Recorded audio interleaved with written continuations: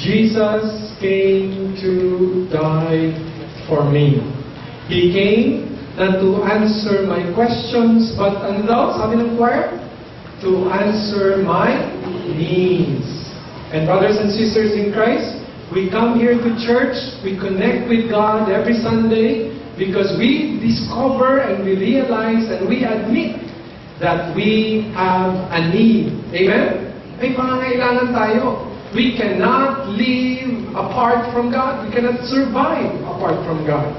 Today, we are in the series, How to Build Great Families. We're trying to answer the need of every father and mother and every member of a family. How do you build a great family? Amen? Pangangailangan ng marami yan. How do you become a great parent?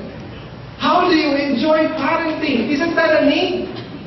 Ay, pagod na ako, Pastor. Sana umalis na itong mga anak ko. No! God's design and purpose is that we parents enjoy being parents. Enjoy our relationship with our children. So we're trying to answer the need. How do you experience refreshment in your life with your children? How do you remain close to your children even when they grow up? That's the kind of need we're trying to answer in this series. How do you bring out the best out of your children? These are the questions we're trying to answer in this series. So, are you ready to be blessed? Alright. Can you tell the person beside you, you will be blessed today? You will be blessed with teaching from God on how to build a great family. First off, let's begin with the truth. What is the truth? That God is a flexible God. Isn't it true? You see, if God is not flexible, you and I would not be sitting in this room right now. Because if God were not flexible, one mistake, you're erased from this planet. You are here because God is flexible. Amen? We have the cross to remind us that God is flexible. In our sin, He offered salvation. We have the Lord's Supper, the bread and the cup, to remind us that God is flexible. Despite of our sin, He came and made a way for us to be restored back to Him. God is a flexible God, and He has shown you so much flexibility, and because of that, you are free. Free to what? Free to love God, free to call Jesus your Savior, your friend, your Lord, free to love, free to serve, free to relax, free to pursue an ambition, a dream, free to share openly what you think, free to create. You are free. Sabi mo sa katabi mo, you are free. And that's because God is flexible. John said in 8:36, let's read together. If therefore the Son shall make you free, you shall be free indeed. And that is why we can claim that as Christians, in our relationship with Jesus Christ, we have been set free. Set free from the bondage of sin. Set free to be who God made us to be. Because He is flexible. Now, in the same way that God has been flexible to us, parents, are you here? God wants you to be flexible when you raise up your children. The same way, kung paano ang Diyos sa atin, He wants us parents to be the same to our children. One quotation said, children are a lot like chicken.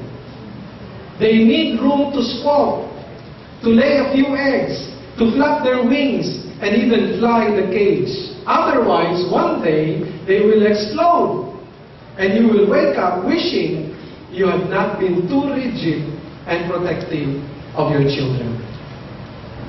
Brothers and sisters in Christ, parents in particular, you must learn that as your children, as our children grow up, we also need to change our styles with them. Amen?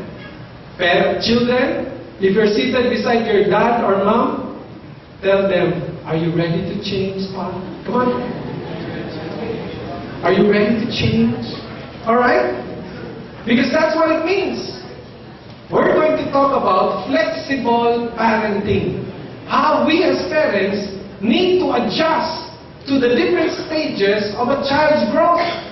How many stages are there in a child's growth? There are at least 3. Number 1, 0 to 5 years old. Parenting the young children's stage. Okay?